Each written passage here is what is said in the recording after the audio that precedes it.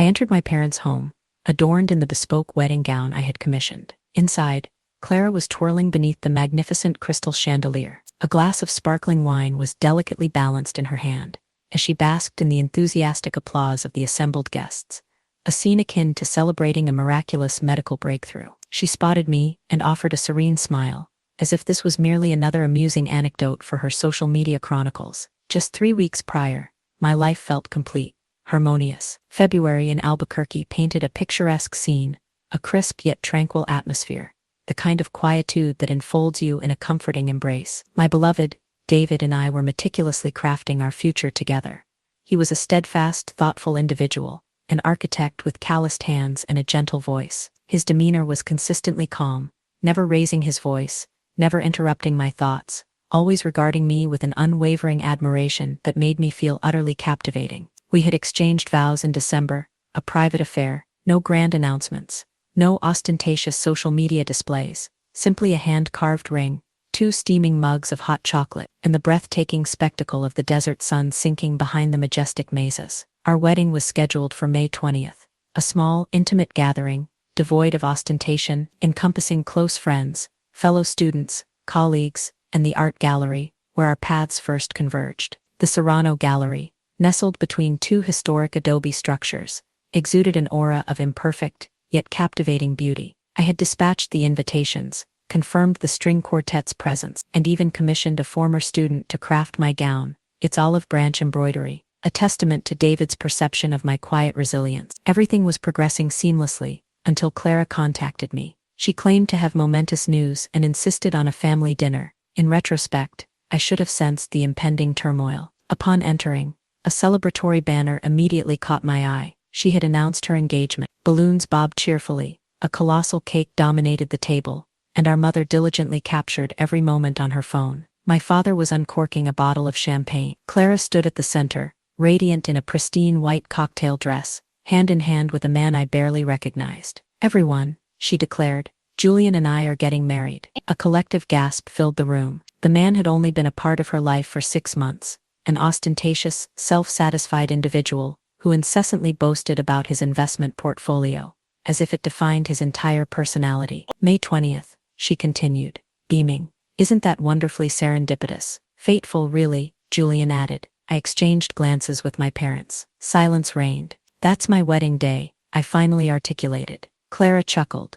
"Yes, I am aware, but you hadn't registered a trademark, right? Besides, yours is merely a modest affair. Ours is destined to be an extravagant event. We're holding it at the prestigious Desert Bloom Resort. Julian's uncle had secured us the grand ballroom." I yearned for someone to intervene, to affirm that this blatant disregard for my plans was unacceptable. My father merely shrugged. "It's logical, Elena," he stated. "Clara's wedding will boast a larger guest list, more family members, and extensive media coverage." My mother chimed in. "You can simply postpone yours to the following weekend. It's inconsequential. Yours is a more personal affair anyway." The scene unfolded before me like a slow-motion car crash, paralyzing me with its absurdity. My heart pounded furiously, my throat constricted. "I'm not postponing," I whispered, my voice barely audible. Clara's smile faltered. "Why are you being so selfish?" I remained motionless for a few seconds, absorbing the scene, the decorations, the cameras, the blatant disregard for my feelings. Then, I retrieved my coat and departed. My mother called out, "Consider the family, darling." But I didn't look back. This time, I refused to yield. It was a Thursday morning when the call arrived. I was in my university office, engrossed in grading midterm design portfolios, a lukewarm cup of coffee beside me, when my phone vibrated. "Hello, this is Karina from the Serrano Gallery. I'm truly sorry to contact you in this manner." I straightened up. "What's wrong?" A pause ensued. "We've experienced a change in bookings for May 20th. The venue has been re-reserved." I blinked. "No, that's impossible. That date has been reserved for over a year." "I understand. I've double-checked the records. The new reservation was made in person yesterday under Clara's name." I didn't hear the remainder of the message. The world seemed to cease around me. The hum of the fluorescent lights, the wind against my window pane, everything faded into insignificance. I stared at the name that had been synonymous with my childhood, my birthday celebrations, my deepest secrets, now emblazoned across a contract that was once mine. Clara hadn't merely stolen my date. She had usurped our sacred space, The place where David and I had woven our narrative, where he had first kissed me by a sculpture of shattered glass. It was the only location that resonated with our shared identity. I terminated the call without bidding farewell, and sat there, numb with disbelief. When I recounted the events to David that evening, he didn't flinch. He sat beside me on our well-worn couch, held my hand, and listened patiently. I described the callous indifference, Clara's triumphant smile, and my mother's dismissive statement.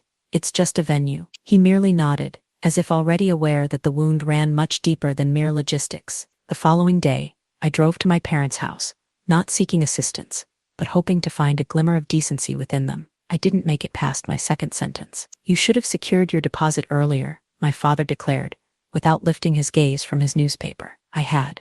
She had outbid me." "Well," he retorted, folding the newspaper, "you can't be surprised. Clara's wedding will be significantly larger, garnering more exposure.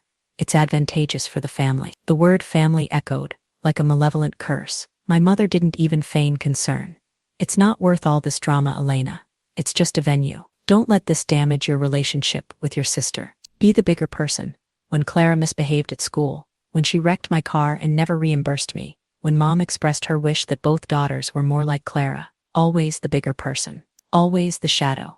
I left without a word. That night, I deleted the meticulous wedding plans I'd curated for 14 months. I purged the Pinterest boards, canceled the florist, and carefully folded my dress back into its protective garment bag, sealing away a version of myself that no longer resonated with my reality. Then, I informed David that I couldn't continue. "Continue what?" he inquired, lifting his gaze from his sketchbook. "Pretending everything is fine," I replied. "Pretending I'm content with being erased." He didn't respond immediately. He simply closed his sketchbook, rose, grabbed his keys and said, "Come with me." I followed without question, unsure if I was fleeing or finally awakening. We drove in silence. It was nearly 7 p.m. when David turned onto Highway 285, away from the city lights. The expansive desert stretched beside us like an untouched canvas, brushstrokes of lavender sky merging into soft golden earth. I didn't inquire about our destination. I didn't care. I was utterly exhausted. Not just weary, but hollow. I had shouldered too much for too many people, for far too long. And now, the one thing meant to be ours, had been ruthlessly taken, as if it held no significance. We drove another 20 minutes into the Tesukan Mountains, before he slowed at an unmarked turn. A tall wrought iron gate, partially obscured by ivy, stood before us. A security camera clicked. The gate swung open. I turned to him. "Where are we?" He remained silent, continuing to drive. We traversed a winding gravel road, surrounded by juniper trees and vibrant desert blossoms, until a structure emerged. Low, elongated, crafted entirely of glass and stone. It shimmered in the fading light, as if sculpted from the very land itself. A private estate. A masterpiece. I sat straighter. "David, whose property is this?" He finally met my gaze. "I designed it." "We designed it." He nodded. "Built it. Own it." I blinked. "What do you mean, own it?" He parked under a curved overhang and switched off the engine. For a moment, the car remained still, as if the world held its breath. "I haven't been entirely truthful with you," he confessed. "Not because I distrusted you, but because I've witnessed the destructive impact of wealth." My breath hitched. "My upbringing was different," he continued. "A quiet, affluent family. But I rejected that life. I detested the entitlement, the performative generosity, the prioritization of status over substance. So I left, and started anew, under my own name, on my own terms. That gallery where we met. I donated that installation." He offered a subtle smile. "I maintained a low profile for a reason. I didn't want to be someone else's ticket or trophy. I simply desired someone who truly saw me." I was speechless. I simply stared at him, at the man I thought I knew, who apparently possessed one of the most breathtaking private estates I had ever encountered. He opened his door, then came around to open mine. I followed him along a curved glass walkway, into the heart of the estate. Light sensors flickered on, revealing a minimalist interior, polished concrete floors, supple leather furnishings, warm oak shelves, laden with art books, and a central atrium, featuring a reflecting pool, illuminated from below. "This is unbelievable," I whispered. He paused beside the atrium, and turned to me. "If you still wish to be married on May 20th, Elena, this place is yours. All of it. For the wedding. For anything." My throat tightened. "You're not doing this to outdo Clara, are you?" "No," He responded gently. I'm doing this so no one can ever erase you again. A place of my own. A future I could claim. I reached for his hand. Then let's make it unforgettable. He smiled. She had no idea what was coming. 40 p.m. I was lying in bed, gazing at the ceiling, pondering how I had transformed from a bride-to-be into a supporting character in someone else's narrative. My phone buzzed on the nightstand. Julian Blackwell just followed you on Instagram. That alone would have been peculiar. We had barely interacted. I recalled him from a few family gatherings, always dominating conversations, perpetually clutching a drink, and consistently more impressed with himself than anyone else. But what followed compelled me to sit upright. A direct message from Julian. You deserve better than what they did to you. Can we talk? I stared at the screen. Once, twice, thrice. A part of me suspected it was a prank. Another part, louder, more familiar, knew exactly what this was. Clara's picture-perfect fantasy was beginning to unravel. Can we talk? The next morning, I showed David the message. He didn't seem surprised. Respond to him. He instructed simply. What?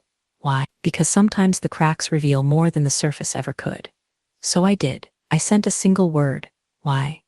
His reply was instantaneous. Because I'm not blind, Elena. I see what's happening, and I'm starting to wonder if I'm merely another prop in her story. We met the following afternoon at a quaint cafe near the old plaza, one of those places with uneven tile floors, soft jazz music in the background, and baristas who adorned their paper cups with poetic inscriptions. I wore sunglasses and pulled my hoodie low. He arrived looking surprisingly unremarkable. No flashy suit, no bravado, simply a man who appeared sleep-deprived. He sat down without greeting me and went straight to the point. I didn't know she stole your venue. I didn't respond. She told me you canceled it, claimed you were facing budget constraints, and postponed your wedding to the fall. I scoffed. Of course she did. He shook his head.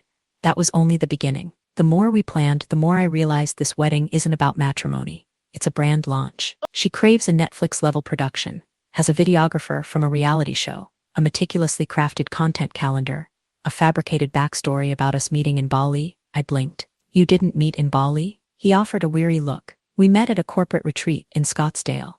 She deemed it insufficiently magical for her narrative. I took a slow sip of my coffee. She's marketing the marriage, he murmured, and I'm the product. That resonated deeply, not because I cared about Julian, but because I understood. I had lived in Clara's shadow long enough to comprehend the feeling of being instrumentalized, a background player in her relentless performance. He leaned closer. I also discovered something else, something I believe you should see. He slid a flash drive across the table. I hesitated. She possesses a burner phone, he revealed, his voice hushed. She hides it in her makeup drawer. I intercepted her texting someone at 1 a.m., giggling. When I questioned her, she dismissed me as paranoid. You think she's cheating? She's lying.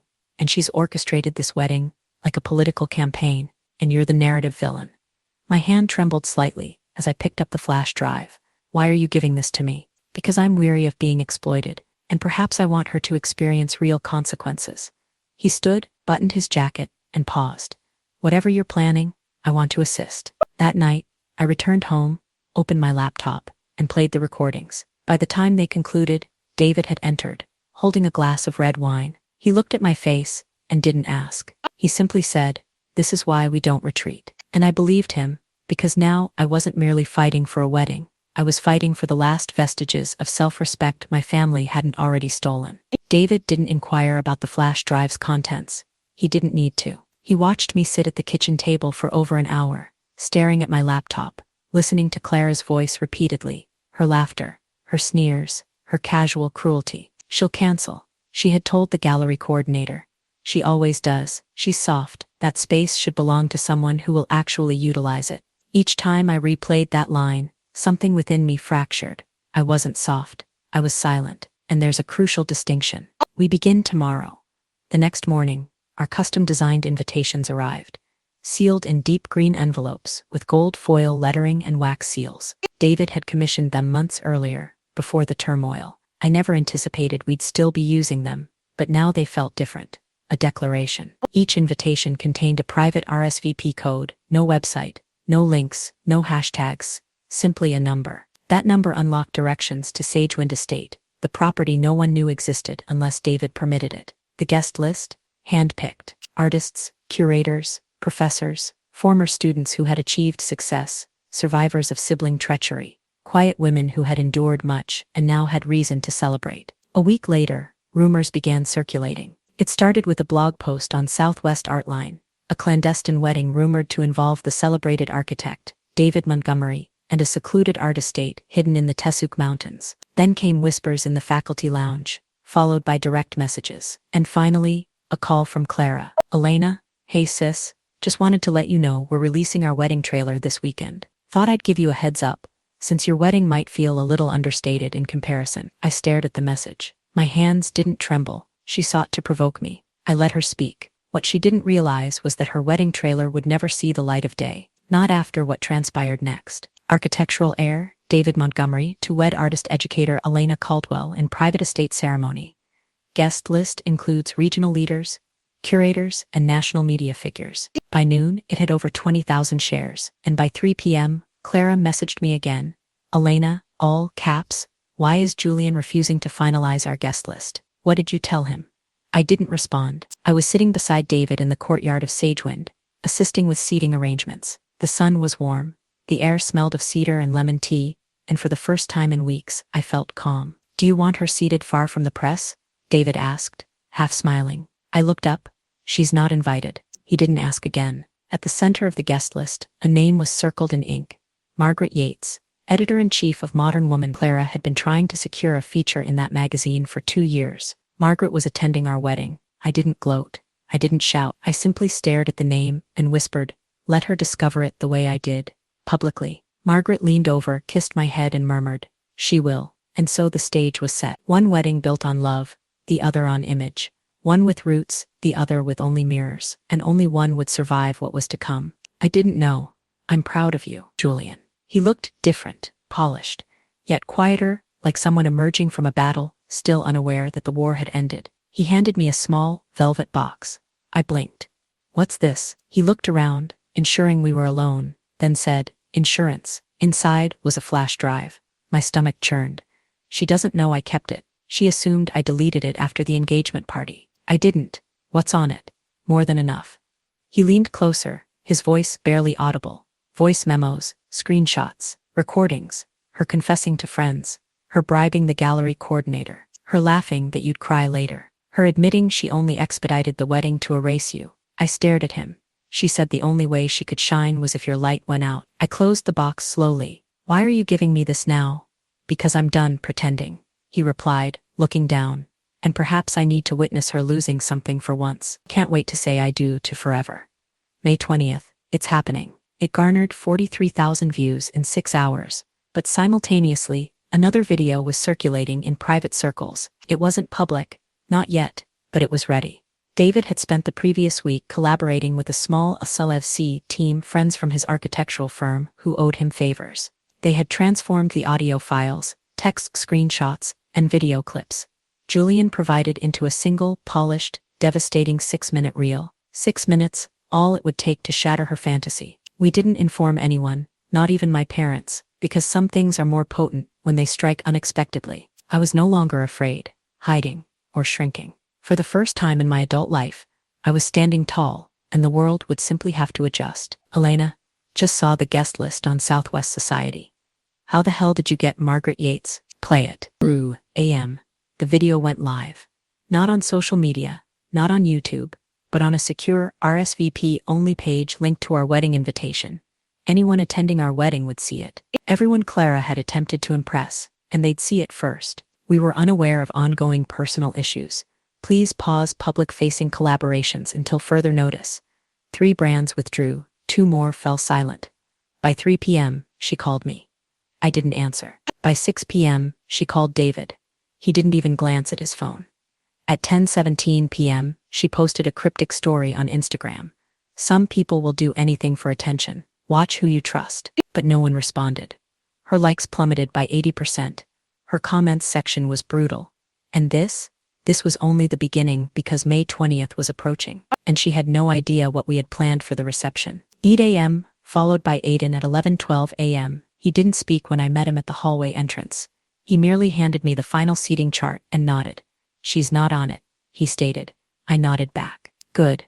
The ceremony commenced precisely at 2 p.m., the same time Clara had appropriated for herself. The string quartet played the piece David had composed for me, soft and soaring, full of unresolved moments that culminated in resolution just when you least expected it. As I walked down the aisle, I didn't feel nervous. I felt weightless. My dress was simple, satin, without a train or veil, but I saw the way the crowd leaned forward, the way they watched, not out of mere curiosity, but reverence. They weren't present for gossip. They were here for the truth. When I reached David, he didn't speak. He simply took my hand, as he had countless times before, as if I were already home. We exchanged vows beneath an arch of wild desert roses and olive branches, with the hills behind us holding their breath. When the officiant pronounced us husband and wife, the applause was warm, respectful, but it wasn't until the reception that the true drama unfolded. David stepped up to offer his toast. Glass in hand, tie loosened. The room had dimmed slightly with the approaching dusk, casting everything in a golden hue. "Thank you all for being here," he began. "Today isn't solely about love. It's about truth, and standing up when someone attempts to silence you." People turned towards him. Some exchanged glances. "My wife," he said, pausing to let the words settle, "had her wedding nearly stolen from her. The venue, the date, even her dignity. But instead of shrinking, she rose." He looked at me. I nodded once. Then he gestured to the ASV team in the corner. "And today, we'd like to share the full story. She'll cancel. She always does. She's soft. That gallery is mine. This is my year. She can cry later. If she really loved that guy, she'd step aside. He's just some artsy nobody. I'm the one with the real wedding. She's just background noise." When the lights returned, no one spoke until the applause erupted. Not polite, not hesitant, but thunderous. And that's when the doors burst open. Clara stood at the back of the room, still in her designer gown, mascara streaked down her face. She took 2 steps forward, saw the faces, heard the silence, and froze. Then came the final blow. My mother stood up. "Talia," she exclaimed, using Clara's middle name, reserved for moments of grave consequence. "Enough, leave." Clara's face crumbled. "What? You've humiliated this family enough. This isn't your day," she added, her voice quieter, yet sharper. Clara didn't argue. She turned and walked out. The doors closed behind her. I exhaled slowly. It was over, but the repercussions would continue to ripple, and she had no idea how far they would reach. "This isn't over. You stole everything from me. Just wait." I folded the paper, placed it in a drawer, and closed it without further consideration, because by then, Clara had already lost everything that truly mattered to her, and I had gained what she never understood, a life that didn't require her approval to hold significance. The Arno River breeze was warm, like a gentle hand brushing my hair. David and I sat in a cafe, nestled between 2 stone alleys in Florence. Our coffee cups were half empty, the sun glinting off his glasses, and for the first time in years, I didn't feel the need to brace myself. There were no looming headlines, no texts, no last-minute cancellations or demands to be the bigger person. Just quietude, just us. We spent 10 days exploring the city, with nothing to prove. Mornings at the Uffizi Gallery, afternoons sketching doorways in forgotten courtyards, evenings sharing wine in silence. A silence that wasn't awkward, but full. One evening, as we watched the sunset from Piazzale Michelangelo, David turned to me and said, "You seem lighter." "I feel lighter," I replied, "like I've released something I didn't even realize I was carrying. That's the peculiar nature of being erased for so long. You don't always notice the weight until it's gone." Upon our return to Albuquerque, a letter awaited from the dean of my department. They had seen the wedding coverage, the video, heard from donors and alumni. They wanted to offer me a new position, Director of Arts and Equity Initiatives, with funding to launch a mentorship program for underrepresented student artists. I accepted, and something within me bloomed. You don't have to be loud to be powerful. You simply have to be clear, and they listened. Meanwhile, Clara vanished. Her Instagram profile went blank. No more brand deals, curated brunch tables, or wedding countdown reels. Her management dropped her. Her sponsors withdrew. Even the skincare brand she was developing issued a quiet termination notice. According to a neighbor, she moved back in with our parents. I never confirmed it. I didn't need to, because for the first time in my life, her silence didn't feel threatening. It felt like closure. A few weeks later, I encountered my mother at the grocery store. She was bagging oranges, wearing sunglasses indoors. She didn't speak to me, just stood there, waiting for me to pass. I looked at her, the same woman who had once said, "Don't make trouble, just be graceful." The same woman who had told me to adjust because Clara's wedding had more press. I didn't feel anger. not anymore. I simply felt sorrow for how diminished her world had become, and I moved on. Sometimes, I reflect on the pivotal moment when everything shifted. Not when Clara stole the venue, not when David revealed Sagewind, not even when the video went live. It was the moment I declared, I'm done pretending. That's when everything began. That's when I ceased living for apologies I would never receive and commenced living for myself. A reason to rise, to reclaim my identity, to choose myself, fully, unapologetically, permanently. And I will never relinquish that.